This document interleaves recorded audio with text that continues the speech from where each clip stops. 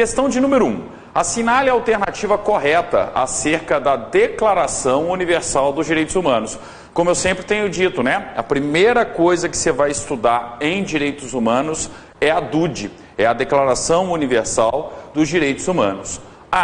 De caráter puramente econômico, não trouxe grandes mudanças nos paradigmas de proteção. A DUD tem caráter puramente econômico, a Declaração Universal dos Direitos Humanos, tá? Tem caráter econômico, um absurdo, né? Não trouxe grandes mudanças nos paradigmas de proteção.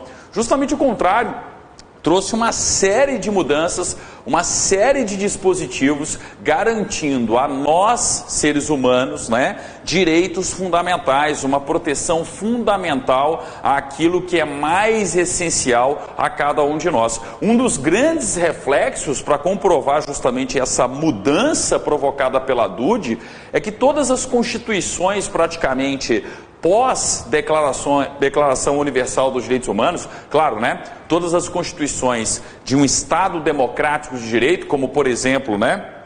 O Brasil, tá? A Constituição de 88 é pura DUD. Você pega lá o artigo 5º, diversos dispositivos da Declaração Universal dos Direitos Humanos. Você pega a Constituição Mexicana, a mesma coisa. Você pega diversas outras constituições que foram promulgadas após a Declaração Universal dos Direitos Humanos, né? Com uma ampla proteção e uma ampla preocupação aos direitos individuais, às garantias e direitos individuais da pessoa humana, tá? E não só direitos e garantias individuais, mas também direitos sociais. Afinal de contas, a DUD se preocupa com a questão da jornada de trabalho. Eu tenho que ter uma duração máxima da jornada diária de trabalho, e aí vem e fala que tem caráter puramente econômico. É claro que não, eu tenho uma proteção social, eu tenho uma proteção individual, eu tenho uma proteção, né, fundamental do ser humano como um todo. Então a letra A é aquela para ninguém marcar, tá?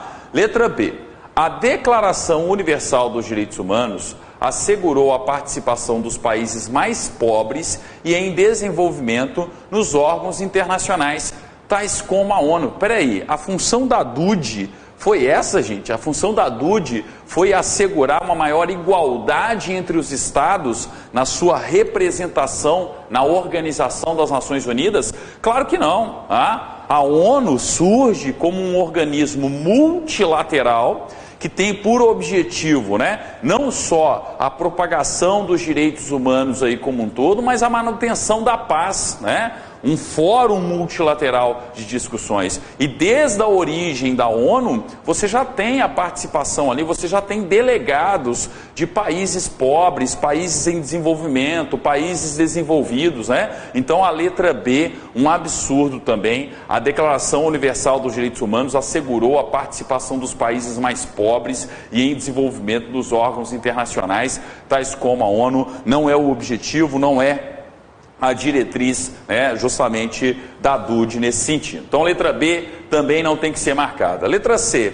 Foi proclamada pela OEA, Organização dos Estados Americanos, logo após a Primeira Guerra Mundial. Gente, a DUD, Declaração Universal dos Direitos Humanos, foi proclamada pela Organização dos Estados Americanos logo após a Primeira Guerra? Claro que não. Foi proclamada pela ONU, Organização das Nações Unidas, logo após a Segunda Guerra Mundial, após a constatação da falência moral, no mínimo, da humanidade, tendo em vista aí as atrocidades cometidas durante o período de Segunda Guerra. Era fundamental nós termos um documento basilar, um documento que servisse de orientação para garantir e preservar o mínimo de direitos humanos a qualquer ser humano em qualquer lugar do planeta. Então é uma declaração universal dos direitos humanos, tá? Sob responsabilidade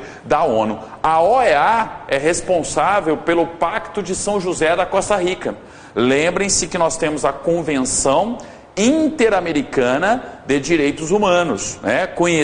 Muito conhecido como Pacto de São José da Costa Rica. Afinal de contas, foi assinado, né, em São José, capital da Costa Rica. Então, por isso o nome Pacto de São José da Costa Rica. Ele, sim, foi proclamado pela OEA. Por quê? Porque o Pacto de São José da Costa Rica representa a Convenção Interamericana de Direitos Humanos, né? Então a letra C, nada a ver. Letra D, a Declaração Universal dos Direitos Humanos inspirou a inclusão dos seus princípios em cartas constitucionais ao longo do mundo. Peraí, eu respondi a letra D quando eu comentei a letra A.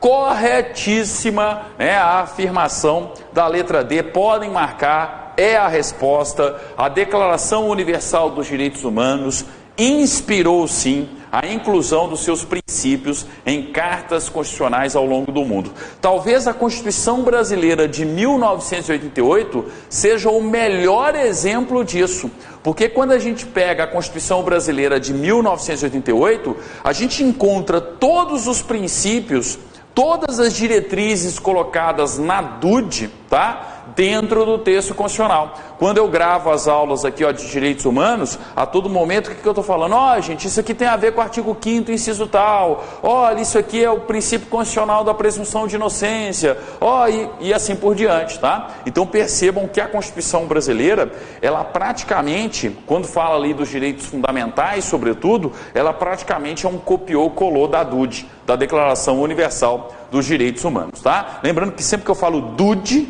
significa justamente isso, né? Declaração Universal dos Direitos Humanos, DUDH, né? Então, resposta, letra D.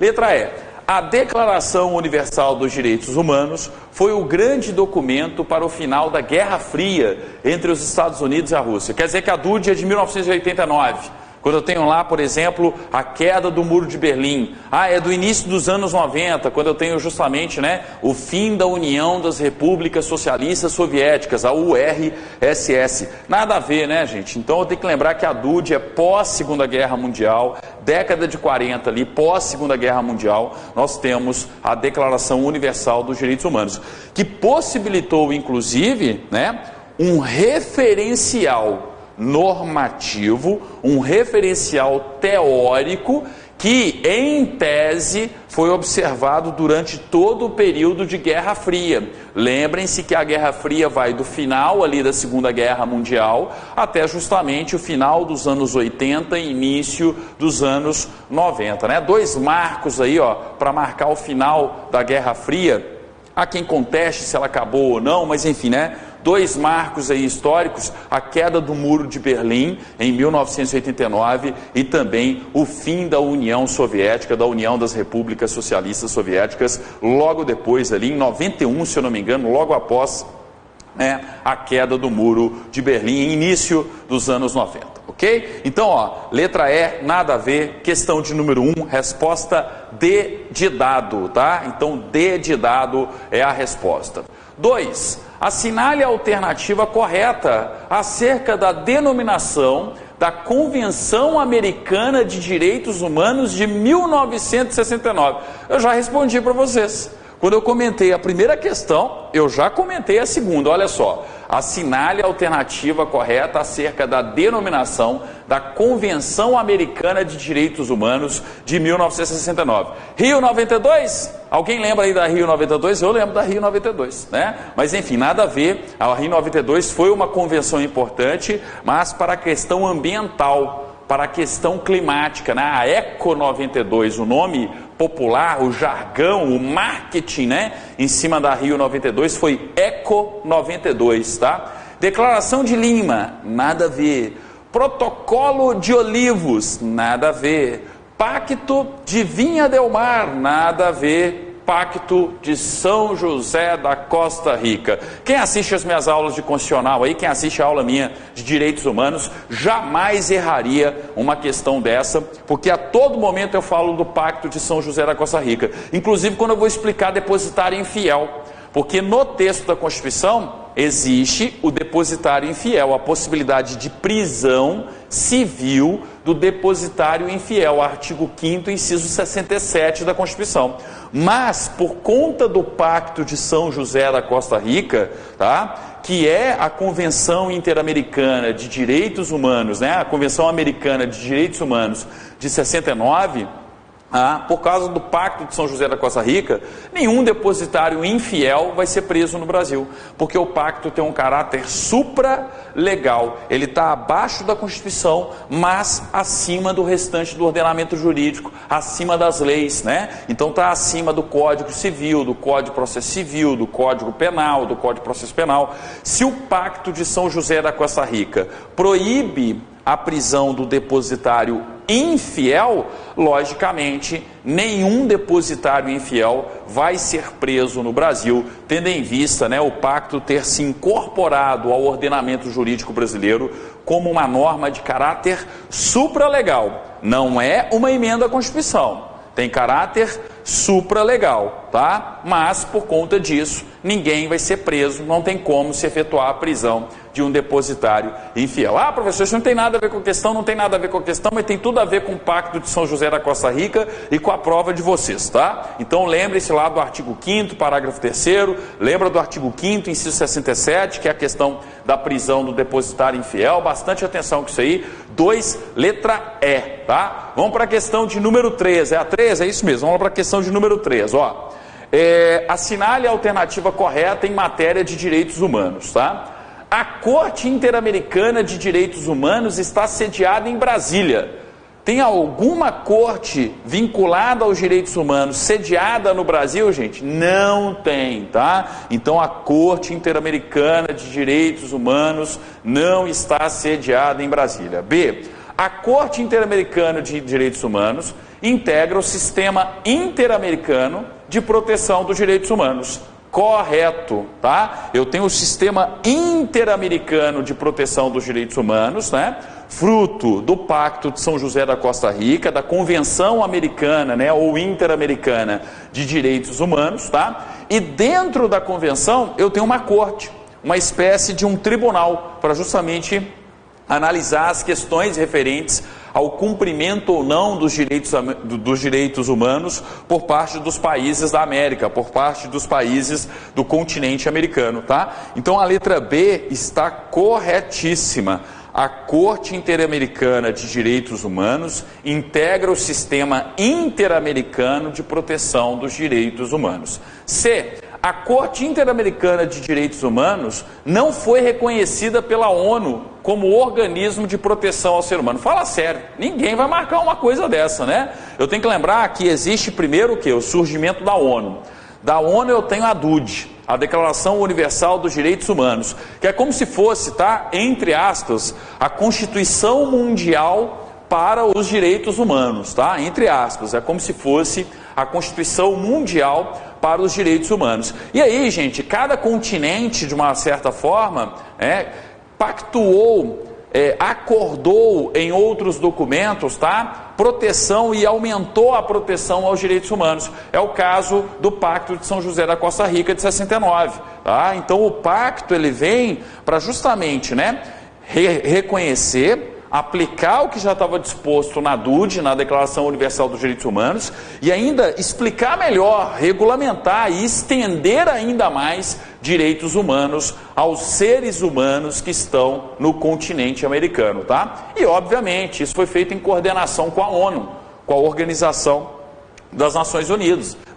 Você chega na Europa, tem algo similar, tem um tratado internacional similar ao Pacto de São José da Costa Rica. Você chega na Ásia, tem justamente outro tratado internacional similar, tá? Então percebam que isso é algo coordenado, né? Se falar que a Corte Interamericana de Direitos Humanos não foi reconhecida pela ONU, é não reconhecer essa coordenação e essa sequência lógica. Primeiro surge a DUD e logo depois vem aí a declaração, né, a Convenção Interamericana de Direitos Humanos com a Corte Interamericana de Direitos Humanos, tá? Letra D. O Brasil ainda não aderiu ao protocolo de intenções da Corte Interamericana de Direitos Humanos, já aderiu, o tratado já está ratificado aí pelo Congresso Nacional há bastante tempo, é o Pacto de São José da Costa Rica. O Brasil, devido à sua soberania, criou um mecanismo próprio e alcance internacional para tratar de assuntos ligados aos direitos humanos. Peraí, ok, o Brasil, devido à sua soberania, o Brasil tem soberania como fundamento? Tem, né? criou um mecanismo próprio. Opa, poderia até ser um mecanismo de ratificação. Se eu tenho ali um tratado internacional sobre direitos humanos, que seja aprovado em 2 turnos, por cada casa do Congresso Nacional, por 3/5, não deixa de ser um mecanismo da Constituição, tá, para ratificar os tratados internacionais sobre direitos humanos, como emendas à Constituição, né? Enquanto emendas à Constituição. Agora, isso tem alcance internacional? Quer dizer que o Brasil é a polícia dos direitos humanos no mundo. Ele sai aí, né, pregando a prevalência dos direitos humanos e, inclusive, por conta disso, ele vai adotar uma postura intervencionista. Gente, lembrem-se que o artigo 4º da Constituição brasileira trata dos princípios nas relações internacionais. Um dos princípios brasileiros, tá, é a prevalência dos direitos humanos, artigo 4º, inciso 2º da Constituição. Só que nós também temos como princípio nas relações internacionais a não intervenção, o respeito à autodeterminação dos povos, a defesa pacífica, a defesa da paz, a solução pacífica dos conflitos. Então, a gente não vai ter essa interferência, esse alcance internacional citado aqui na linha E. Ah, professor, mas a prevalência dos direitos humanos é um princípio nas relações internacionais. Concordo, o Brasil prega isso na sua diplomacia, mas isso não tem a ver com a soberania brasileira.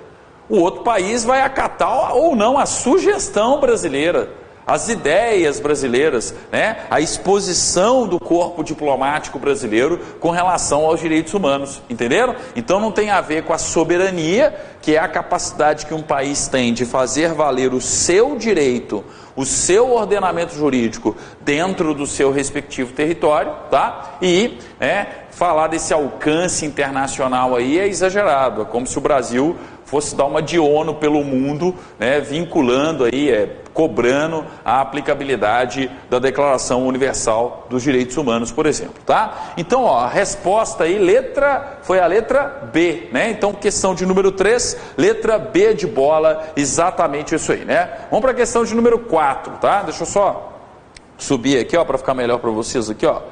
4, vamos lá, a questão de número 4. Qual documento, atenção, ó, tá? Não sei se vocês já notaram, questões de direitos humanos, o pessoal gosta muito de data, então cuidado aí, ó. Qual documento que em 1993 reiterou, né, os termos da Declaração Universal dos Direitos Humanos de 1948? Opa! Então, peraí, ó, qual documento no âmbito das Nações Unidas, no âmbito, né, das relações internacionais, tá? Qual documento que reiterou os termos da Declaração Universal dos Direitos Humanos de 48? Foi o Protocolo Aditivo de Roma? Não, não foi o Protocolo Aditivo de Roma. Foi o Protocolo de Bruxelas? Também não, tá? Para começar, ó, protocolo vocês já iam excluir. Porque o protocolo é algo menor, o protocolo é algo que vai justamente regulamentar ou permitir a aplicabilidade de uma parte de uma declaração, de uma parte de um tratado internacional, tá? Então só de usar a palavra protocolo aqui, ó, vocês já iriam justamente retirar, tá? Por quê? Porque se eu falo de reiterar, é como reafirmar os compromissos. Porque lembrem-se, né? A DUD foi firmada em 48. Então é extremamente conveniente que a própria Organização das Nações Unidas, tá, crie conferências, convenções sobre direitos humanos, de modo que os países reiterem seus compromissos. Porque eu tenho compromissos assumidos, que são assumidos inclusive com metas, com objetivos, e são objetivos de médio e longo prazo. Então, se eu tive a DUD em 48, constantemente, ao longo dos anos, ao longo das décadas, eu preciso ter o retorno dos mesmos países, e quem sabe até mesmo de novos países, tá? Para reiterar ou ratificar ali, ó, os direitos humanos, né? A Declaração Universal dos Direitos Humanos, tá? Então, ó, você ficaria entre C, D e E. Só que aí, gente, aí é conhecimento de história, evolução histórica dos direitos humanos, o que inclusive extrapola um pouquinho o edital da Polícia Civil, tá? Porque não tem a evolução histórica dos direitos humanos no edital. Mas a resposta aqui, ó, é a letra D, tá? A Declaração de Direitos Humanos de Viena. Não é a Declaração de Direitos Humanos de Ohio, não é a Declaração de Direitos Humanos de Havana, nada a ver, é a Declaração de Direitos Humanos de Viena. Então, 1948, DUD, Declaração Universal dos Direitos Humanos, tá? E aí depois, 1993, a Declaração de Direitos Humanos de Viena reiterou os termos da DUD, tá? Então a resposta, letra D de dado, extrapola o edital da Polícia Civil, não se preocupe aí com essa questão. Próxima questão, né? Deixa eu ver só o tempo aqui, ó. Próxima questão, tá? Então vamos lá. Questão de número 5. São características da Declaração Universal dos Direitos Humanos. Opa! São características da Declaração Universal dos Direitos Humanos, tá? Vamos lá, ó. 1. Disponibilidade. 2. Interdependência. 3. Renunciabilidade. Gente, olha só como que a FEPESE muitas vezes tenta fazer uma questão mais maldosa, mas se você tiver um pouquinho de conhecimento de direito constitucional, você resolve a questão, tá? Olha só, são características da Declaração Universal dos Direitos Humanos. Disponibilidade, peraí, a DUD não fala daquilo que é mais essencial ao ser humano?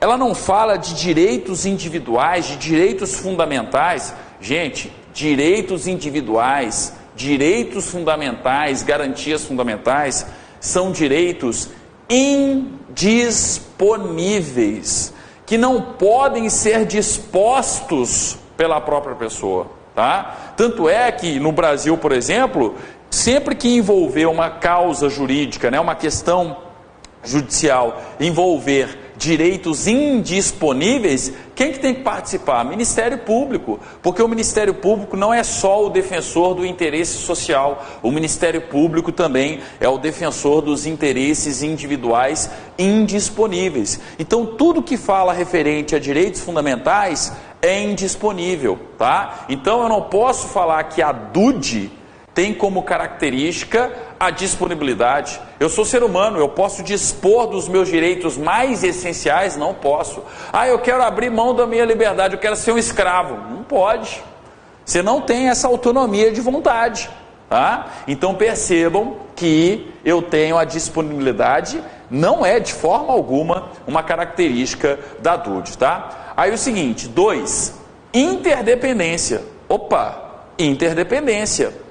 Um dispositivo está correlacionado ao outro. Porque quando eu falo da proteção integral do ser humano, dos direitos humanos, não adianta eu analisar só o artigo 1º, o artigo 4º, o artigo 30, o artigo 20 da DUD. Eu tenho que lembrar que entre eles existem correlação, existe uma interdependência. Eu estou protegendo direitos e garantias fundamentais, basicamente é isso. Quando a gente estuda o título 2 da Constituição, a gente percebe claramente essa interdependência. Lembrando, né, que os estados que são signatários da DUD também têm esse grau de interdependência.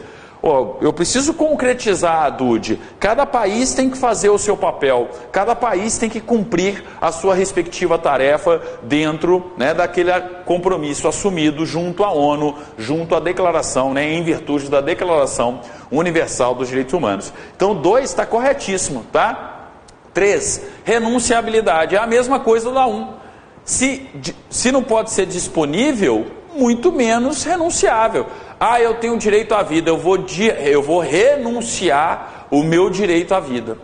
Eu tenho direito de liberdade, eu vou renunciar ao meu direito à liberdade. É claro que eu não posso fazer isso, né? Então a irrenunciabilidade, a indisponibilidade, se fosse assim, se tivesse indisponibilidade, interdependência e irrenunciabilidade, os 3 estariam corretos. Agora, falar de dispor e renúncia em termos de direitos humanos, em termos de direitos fundamentais, aquilo que é mais inerente ao ser humano, afirmativa incorreta. Então, 2, né? Qual que é a opção correspondente aqui, ó. Letra A, ó, é correta apenas a afirmativa de número 2, tá? Então vamos lá, a afirmativa agora de número, essa foi a de número 5, né? Então vamos lá, afirmativa de número 6, né? Deixa eu pegar aqui, ó, 6, vamos lá na afirmativa de número 6, para a gente analisar aqui mais uma questão de direitos humanos, FEPESE, tá? Então vamos lá, ó. Assinale a alternativa correta acerca da classificação dos direitos humanos em gerações. A gente estuda isso no direito constitucional, porque tem direitos fundamentais de primeira geração, segunda geração, terceira geração, quarta geração, tá? Olha só, a quarta geração de direitos sociais é marcada pelos avanços sociais. Opa, quarta geração está relacionada à globalização, a esse movimento que a gente tem hoje, sobretudo no mundo moderno, de integração, de cooperação entre os povos para o progresso da humanidade. Então tem a ver justamente com a globalização, tá? Direitos sociais está na terceira geração, sobretudo quando eu falo da política de fraternidade, né? Ou seja, eu estou falando de questões relacionadas ao bom convívio social, à criação de uma teia de seguridade social, a nós vivemos em uma sociedade livre, justa e solidária, tá? Então, a letra A não é, tá, a resposta. Letra B, as liberdades políticas e civis marcam a segunda geração de direitos. Liberdade política e civil, no entendimento majoritário, primeira geração, tá? Por quê? Vocês têm que se nortear basicamente pelo lema da Revolução Francesa, inclusive. Quando a gente estuda a Revolução Francesa em história, quais são os lemas? Aliás, quais são os lemas? Qual é o lema da Revolução Francesa? Liberdade, igualdade, fraternidade, tá? Os direitos que são relacionados à liberdade são conhecidos, em regra, como direitos fundamentais de primeira geração. Os direitos que estão relacionados à igualdade são os de segunda geração. E os direitos que estão relacionados à fraternidade são os de terceira geração. E na quarta geração, obviamente na época da Revolução Francesa você não tinha globalização, você não tinha avanços tecnológicos, você não tinha internet, você não tinha esse movimento, né, integracionista, globalização, né, que a gente tem hoje, sobretudo tendo em vista os avanços tecnológicos. Então a quarta geração tem tudo a ver com os avanços tecnológicos. Olha só como que isso é interessante. Tem muito autor já falando que a quarta geração dos direitos humanos, que está correlacionada à globalização e essa intercomunicabilidade do mundo moderno, de eu poder ter meu WhatsApp e conversar com alguém que está na Rússia, alguém que está no Japão e coisas do tipo, isso é exemplo não só de direitos humanos de quarta geração, mas da própria Revolução 4.0. Aqui até coincidiu, a quarta geração tem íntima correlação com a Revolução 4.0 que nós estamos vivendo atualmente, tá? Então, ó, letra B, as liberdades políticas e civis marcam a segunda geração de direitos, não, liberdade, primeira geração, tá? A terceira geração de direitos constitui direitos de igualdade. Igualdade é segunda geração. Fraternidade, terceira. Aí entra justamente o que? A geração dos direitos, né? A terceira geração dos direitos no âmbito social. Fraternidade é a terceira, tá? Então a letra D, aliás, a letra C está errada, tá? Letra D. Os direitos de fraternidade, como o progresso e a paz, são elementos dos direitos de primeira geração. Já comentei. Terceira geração. Uai, qual que vai ser a resposta? Agora eu fui bem mineiro, né? Soltei um ai aqui, mas tudo bem. Mas vamos lá, né? Qual que vai ser a resposta? Letra E, ó. A quarta geração de direitos é ligada aos direitos tecnológicos, como o direito de informação, inclusão digital no mundo inteiro. Não tem toda uma política, uma preocupação de inclusão digital dos seres humanos? Gente, letra E a resposta. Cuidado com esse tipo de questão, tá? Está muito atual, tem a ver com a Revolução 4.0. Professor, o que é Revolução 4.0? É a virtualização que nós estamos acompanhando aí, ó, mas simplesmente não apenas virtualizar, tudo que pode ser virtualizado, né? Ou seja, colocar tudo em rede, conectado na internet, virtualizado. A gente vive num mundo cada vez mais virtualizado. Olha, exemplo, né, melhor do que isso que está acontecendo agora. Eu estou em Florianópolis, ministrando uma aula de correção de exercícios sobre direitos humanos. Você está aí na sua casa, no interior de Santa Catarina, você está aí na sua casa, sei lá, em São Paulo, no Rio Grande do Sul, se preparando aí para o concurso da Polícia Civil, e tendo em vista essa interação virtual, estão tendo aula sobre o que é a 4ª geração de direitos humanos. É isso que a gente está fazendo. Essa questão da integração, da globalização da informação, da integração da informação, acesso à informação, gente, acessibilidade. A internet planificou o mundo. O mundo é plano, o mundo da informação não é mais aquele mundo verticalizado, onde você precisa de jornais, revistas, meios de comunicações tradicionais, né? Informações dispostas pelo Estado numa estrutura vertical e hierarquizada. Não, a informação é plana. A informação é horizontal, todos nós temos acesso à informação de uma maneira geral, né? Seja aqui no Energia, seja quando você está lá no meu canal no YouTube, inscrito no meu canal no YouTube, tá? Enfim, né? Então você encontra aí esses direitos de 4ª geração relacionados à Revolução 4.0. E só para finalizar a Revolução 4.0, não é só virtualizar, tá? É virtualizar com inteligência artificial. Então, quando você tem a virtualização acompanhada de uma inteligência artificial, você tem justamente o exemplo, né, o conceito básico da Revolução 4.0, tá? Super interessante o tema. Quem quiser, né, depois do concurso, joga lá, ó, Revolução 4.0 no YouTube. Eu falo, basta saber pesquisar no YouTube. Sabe aquela lupinha lá? Aquela lupinha é sensacional.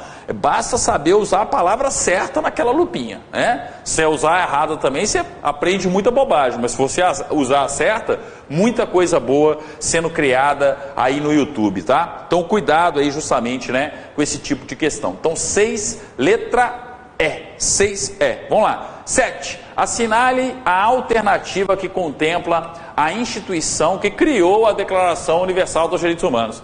Fala sério, né, gente? Quem que criou a Declaração Universal dos Direitos Humanos? Foi o Mercosul? Foi o Mercosul que fez a DUD? Foi a Comunidade Europeia? Foi a Organização do Tratado Norte, do Atlântico Norte? Foi a OTAN, né? Uma das organizações militares mais, né, beligerantes do mundo. Foi a OTAN que criou justamente a DUD, tá? Bem, foi a Organização das Nações Unidas ou a Organização dos Estados Americanos? Organização das Nações Unidas, ONU, ponto garantido, né? Fala sério, você chega na prova e vê uma questão dessa e fala assim, pô, todo mundo vai acertar. E tem gente que erra ainda.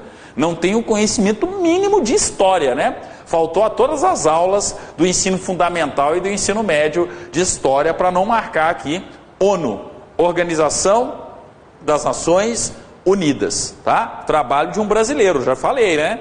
Um dos principais arquitetos da ONU é um brasileiro, Oswaldo Aranha Bandeira de Mello. Joga no Google depois aí, Oswaldo Aranha Bandeira de Mello. Você vai estudar e ver toda a história, toda a biografia deste grande brasileiro. Não à toa, em reconhecimento ao destacado papel do Brasil na criação da ONU, da Organização das Nações Unidas, tá? Você chega lá no prédio da ONU. Para começar, quem projetou o prédio da ONU? Oscar Niemeyer. Você entra lá no edifício da ONU, eu já tive essa grata experiência, tá? De entrar lá no edifício da ONU. A primeira coisa que você vê é um painel gigantesco do Portinari. O que é um painel do Portinari? Um pintor brasileiro está fazendo na ONU. E olha só, sempre é um presidente brasileiro que abre a Assembleia Geral das Nações Unidas. Por que diabos é sempre um brasileiro que abre a Assembleia Geral da ONU, o ano de trabalho da ONU? Reconhecimento de todos os outros países do destacado papel brasileiro na criação das Nações Unidas, tá? Então é por isso que o prédio é do Niemeyer, é por isso que o painel é do Portinari, e por isso que é sempre um brasileiro que abre a Assembleia Geral das Nações Unidas, tá? Nesse ponto a gente tem que ter orgulho aí da nossa história. O Brasil é importantíssimo na criação, na estruturação e arquitetura da Organização das Nações Unidas, tá? 7, D de dado a resposta. Questão de número 8, vamos lá. para a questão de número 8 aqui, ó, ver qual que é o gabarito, né, da questão de número 8 aqui, ó. Então vamos lá. Assinale a alternativa correta a respeito da incorporação de tratados internacionais no sistema jurídico nacional. Eu já respondi isso aqui. Quem assiste a aula minha de constitucional, então, já está careca de saber, né? Então, olha só. Assinale a alternativa correta a respeito da incorporação de tratados internacionais no sistema jurídico brasileiro, tá? A. Devidamente aprovados, terão o caráter de emenda à Constituição. Opa! Devidamente aprovados, terão o caráter de emenda constitucional. Resposta letra A. Artigo 5º, parágrafo 3º. O que o artigo 5º, parágrafo 3º fala para a gente?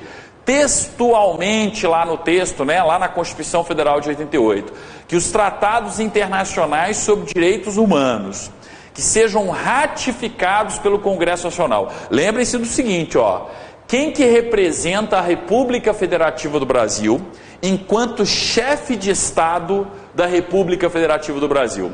Presidente da República. Então o presidente da República vai lá na Organização das Nações Unidas, vai numa convenção, num congresso, enfim, em um evento internacional, em um congresso ou uma convenção internacional e representa o Brasil. E ele vai lá e assina o tratado internacional. Então a função de assinar o tratado internacional é do chefe de Estado. O chefe de Estado no Brasil é o mesmo que o chefe de governo. Nosso sistema é presidencialista. Então, o presidente da República vai lá e assina o tratado internacional enquanto chefe de Estado. Só que para o tratado internacional, gente, valer no território brasileiro, ou seja, para que o tratado internacional integre o ordenamento jurídico brasileiro, o Congresso Nacional precisa ratificar o tratado, precisa confirmar o tratado, competência exclusiva do Congresso, artigo 49 da Constituição, inciso 1º, compete exclusivamente ao Congresso Nacional, ora, aprovar os tratados internacionais, né, que importem em compromissos gravosos para o Brasil, ou seja, o Brasil tem, né, compromissos, ele assumiu compromissos e tem que cumprir aqueles compromissos, mas para isso efetivamente valer, tem que ir para o Congresso, e o Congresso tem que ratificar. Isso vale para todos os tratados internacionais, tá? E não só os tratados internacionais sobre direitos humanos. Só que qual que é a grande peculiaridade de um tratado internacional sobre direitos humanos? Que nesse processo de ratificação, se ele passar pela aprovação em cada casa do Congresso Nacional, 2 turnos, 3/5, então, ó, como foi o presidente que assinou, vai para a Câmara dos Deputados. Então, o presidente assinou um tratado internacional sobre direitos humanos, vai para a Câmara dos Deputados. A Câmara dos Deputados vota a primeira vez, primeiro turno, 3/5. Opa, então já teve uma votação por 3/5. Vai para o segundo turno, na Câmara dos Deputados, de novo 3/5. Opa, passou na Câmara em 2 turnos e com uma maioria de 3/5 ou superior a 3/5. Vai para o Senado. Tá? Lá no Senado acontece a mesma coisa, 2 votações. Primeira votação no Senado, 3/5. Segunda votação no Senado, 3/5 novamente. Opa, eu tive um tratado internacional sobre direitos humanos, ratificado por cada casa do Congresso Nacional, em 2 turnos e por maioria de 3/5. Gente, este tratado internacional sobre direitos humanos, conforme determina o artigo 5º, parágrafo 3º da Constituição, ele tem equivalência, ele tem caráter de emenda à Constituição. Mas isso, tá, é de 2004 para frente. É da emenda constitucional número 45 para frente. Aí, o concurso de vocês pode perguntar o seguinte: professor, né? O concurso pergunta para você, né? Mas peraí, e os tratados internacionais sobre direitos humanos que foram ratificados antes de 2004, antes da emenda constitucional número 45? Eles têm um caráter supralegal. É o que a gente já tinha comentado no Pacto de São José da Costa Rica. Não tem equivalência de emenda à Constituição, mas tem um caráter supralegal. Por quê? Porque passaram por uma ratificação, Mas a ratificação, quando ela aconteceu, foi antes da emenda constitucional número 45. Então, esses que foram ratificados antes da emenda constitucional número 45, o caráter deles é um caráter supralegal. Ok? Então, cuidado com isso aí, ó, a resposta letra A. Letra B, após aprovados pelo Congresso Nacional, serão convertidos em decreto legislativo, nada a ver, tá? Eu até posso ter um decreto legislativo, mas eu não tenho necessariamente essa questão. Muitas vezes eu tenho um decreto ali do próprio presidente da República regulamentando o tratado. O presidente da República os regulamentará como decreto executivo, tá? Nem sempre, tá? Após a resolução do Senado, o tratado servirá como princípio interpretativo, apesar de incorporados ao sistema jurídico brasileiro, serão considerados norma infraconstitucional. Ó, todas as afirmações aqui, ó, a letra B, a letra C, a letra D, a letra E, dependendo da ratificação que acontecer lá no Congresso Nacional, tá? São parcialmente verdadeiras, tá? Parcialmente, mas aqui, ó, para cobrar isso aí, você teria que estudar os regimentos internos, o regimento comum do Congresso Nacional, por exemplo, tá? Técnica legislativa, que não faz parte da matéria de vocês. Claramente você bate o olho na questão de número 8, resposta letra A. Por quê? Porque está de acordo com o artigo 5º, parágrafo 3º da Constituição Brasileira, ok? Então, cuidado aí, 8, letra A. Atenção, letra A para a questão de número 8. Vamos lá, questão de número 9, um pouquinho mais aí de história, né, no âmbito dos direitos humanos, tá? O que a gente tem ali na questão de número 9? Ó, vamos lá, deixa eu colocar mais para cima aqui, ó. Questão de número 9. Peraí, deixa eu abaixar aqui, ó. Questão de número 9, vamos analisar a questão de número 9 aqui, ó. 9 e 10 que já está justamente ali na sequência, tá? Então vamos lá, ó. 9. Na Organização dos Estados Americanos, qual tratados internacionais sobre direitos humanos prevê a proteção, a preservação e o melhoramento do meio ambiente? Tá? Isso aqui extrapola um pouco Polícia Civil, eu já falei, Polícia Civil não está cobrando a história dos direitos humanos, tá? Mas enfim, né, por via das dúvidas, não custa nada aí a gente lembrar. Então olha só, na Organização dos Estados Americanos, qual dos tratados internacionais sobre direitos humanos prevê a proteção, a preservação e o melhoramento do meio ambiente? Aí você fala, Rio+20, opa professor, a Rio+20 se preocupou com o meio ambiente, sim. Mas não só com o meio ambiente. A Rio+20, o grande foco dela foi o desenvolvimento sustentável. E desenvolvimento sustentável está calcado não só na questão ambiental, mas está calcado na questão ambiental, econômica e social, tá? Então, quando eu falo de desenvolvimento sustentável, eu não posso pensar só no prisma, tá? No paradigma, tá? Ambiental. Nem mesmo só no paradigma ou prisma econômico, ou somente no econômico ambiental. Um dos grandes destaques da Rio+20, tá, é que o desenvolvimento também tem que ser social. Aí que você tem ali, né, um fortalecimento muito grande, inclusive, do chamado empreendedorismo social. Não é muito comum hoje as empresas serem valorizadas por adotar uma política de empreendedorismo social. Eu falo isso com muita tranquilidade, tá? Com muita, né, satisfação, inclusive. Afinal de contas, eu tenho uma empresa, a Editora Atualizar, tá? Todos vocês conhecem aí do YouTube como um todo, que é uma das empresas de maior empreendedorismo social no âmbito digital, nessa revolução 4.0. Afinal de contas, todas as minhas aulas e dos outros professores da editora estão lá gratuitamente colocados no YouTube. Isso tem a ver, gente, com direitos humanos, tá? Isso tem a ver, por exemplo, com a Rio+20, né? Eu lembro, durante a época da Rio+20 aí, ó, tive a oportunidade de acompanhar bastante discussões, diversas discussões, até mesmo em parceria com o YouTube e com o Google, dentro lá da Rio+20. Então, ó, desenvolvimento sustentável tem tudo a ver com a Rio+20 e não simplesmente meio ambiente. Declaração de São José da Costa Rica, já vimos o que é a Convenção Americana de Direitos Humanos, né? O Pacto de São José da Costa Rica. Tem a ver muito mais com a ratificação da DUD no continente americano e uma extensão ainda maior de mais direitos, mais garantias fundamentais aos seres humanos que vivem nas Américas, né? C. Protocolo adicional à Convenção Americana sobre direitos humanos. Opa, olha só como que isso aqui é a resposta. Olha, você nunca estudou direitos humanos, tá? Você nunca estudou, mas você é uma pessoa que tem uma boa percepção da evolução da sociedade. Você tem uma boa percepção como as gerações mudam. A geração dos seus pais é diferente da sua geração, dos seus avós diferente da geração dos seus pais.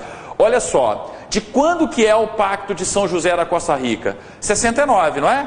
Em 69, a pauta, a agenda ambiental estava na pauta das convenções? Em 69 eu tinha preocupação com o meio ambiente? Qual que era o conceito, muitas vezes, dessa geração dos anos 50, 60, com relação ao meio ambiente, com relação à floresta? A floresta é mato. Desmata isso aí. Derruba essa floresta, mato. Tira esse mato daí. Tá? Enfim, então, na época, gente, a sociedade não pensava em ambiente, em meio ambiente. A discussão ambiental, ela surge sobretudo no final da década de 70, década de 80, e se intensifica na década de 90. Tanto é que em 92 a gente teve a Rio 92, a Eco 92, e foi realizada no Brasil por motivos óbvios, né?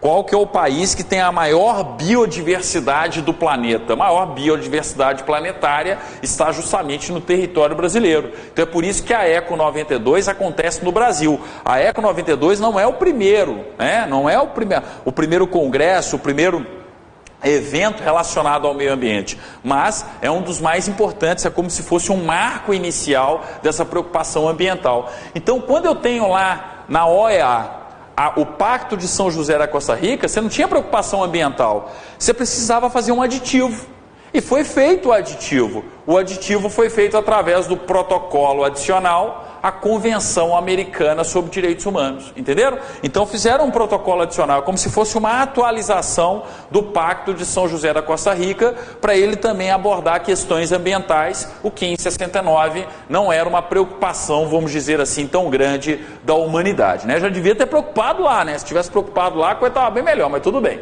tá? Então, ó, 9, resposta, letra C, a resposta, tá? Protocolo de Cruz Alta sobre direitos humanos, nada a ver. Protocolo de Assunção sobre direitos humanos, nada a ver. Questão de número 10, vamos lá para a questão de número 10, ó. Vamos lá, questão de número 10, ó. A proteção aos direitos humanos no Estado brasileiro está limitada às relações de trabalho. Fala sério, né? Artigo 5º não existe, então. Só existe o artigo 6º até o 11, tá? E o artigo 5º, os fundamentos, a dignidade da pessoa humana não existe, tá? Princípios nas relações internacionais, prevalência dos direitos humanos não existe, tá? O repúdio ao racismo e ao terrorismo não existe. Todos os princípios e garantias, né, e direitos previstos no artigo 5º não existe. Claro que está errada aí a afirmativa, tá? Letra B. O sistema jurídico brasileiro não incorporou nenhuma norma internacional de direitos humanos. Quer dizer que o Brasil não reconhece a DUD, o Brasil não é signatário do Pacto de São José da Costa Rica, o Brasil recentemente não assinou o Tratado Internacional sobre os Direitos da Pessoa com Deficiência, né? Nada disso, né? Direitos humanos no Brasil não existe, a nossa Constituição não fala nada de direitos humanos. Fala sério, né? Bem, letra C. A prevalência dos direitos humanos como vetor de política internacional não obriga sua observância nas relações domésticas. Fala sério, gente, quer dizer que o Brasil só vai pregar os direitos humanos, tá? Da porta para fora. Somente no plano internacional, a gente tem lá como princípio nas relações internacionais a prevalência dos direitos humanos, mas internamente direitos humanos não vai ser observado. Qual que é um dos fundamentos da República Federativa do Brasil?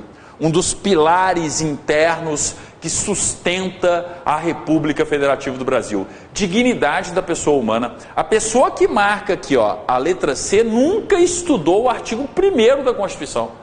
Nunca estudou o Sociediva Plu, os fundamentos da República Federativa do Brasil, soberania, cidadania, dignidade da pessoa humana, valores sociais do trabalho, livre iniciativa, pluralismo político, tudo tem a ver, né, com direitos humanos, tá? Letra D.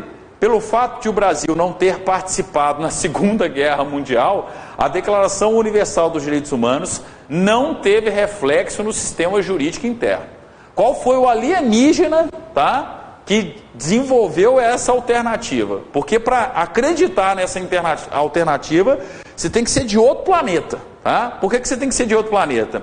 Porque primeiro você demonstra o seu conhecimento zero de história. Né? Porque o Brasil, gente, participou da Segunda Guerra Mundial? Não teve FEB não, né? Cadê a FEB? Força Expedicionária Brasileira. O Brasil entra na Segunda Guerra Mundial, gente, em 1942. Tudo bem, só começou a mandar tropas, efetivos, né, para a guerra em 43. Mas a declaração de guerra feita por Getúlio Vargas é justamente de 1942. Então o Brasil não só participou da Segunda Guerra Mundial, ao lado, né, das potências aliadas, tá?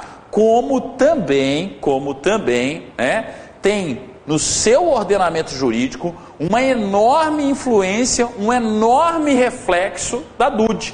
O artigo 5º da Constituição, a Constituição brasileira como um todo, é praticamente uma regulamentação da Declaração dos Direitos Humanos de 48, tá ok? Então, a letra A não é, a letra B não é, a letra C não é, a letra D de jeito nenhum, letra E. A Constituição de 88 estabelece a prevalência dos direitos humanos como princípio do Estado brasileiro em suas relações internacionais. Ao longo de toda a bateria de exercícios, quantas vezes eu já falei isso para vocês? Artigo 4º, inciso 2º, princípios nas relações internacionais do nosso país, da República Federativa do Brasil. A prevalência dos direitos humanos. Além da prevalência dos direitos humanos, tá? Tem outros 2 princípios muito importantes, aliás, outros 3 muito importantes e relacionados à DUD, que é o repúdio ao racismo e ao terrorismo, tá? E também o quê? A cooperação entre os povos para o progresso da humanidade e, por fim, o último, concessão de asilo político. O direito de obter asilo político não está descrito na DUD? Então, quando a Constituição brasileira vai lá e fala que nas relações internacionais o Brasil rege-se pela concessão de asilo político, está corretíssimo, está totalmente de acordo aí com o que a gente estuda dentro do direito constitucional, lá no artigo 4º da Constituição. Tá? É por isso que eu falo, gente, ó, quem domina constitucional não erra a questão de direitos humanos. Quem domina direitos humanos tem um ótimo embasamento sempre para fazer questões de direito constitucional. Isso tinha que ser ensinado na escola, até a 4ª série. Tá? Até a 4ª série, as criancinhas brasileiras tinham que aprender DUD, Declaração Universal dos Direitos Humanos, e as criancinhas brasileiras tinham que aprender a Constituição, sobretudo os direitos fundamentais. Tá? Mas infelizmente, os princípios, né, fundamentais e os direitos fundamentais. Mas infelizmente não é isso que acontece, por enquanto, no nosso país. Quem sabe no futuro.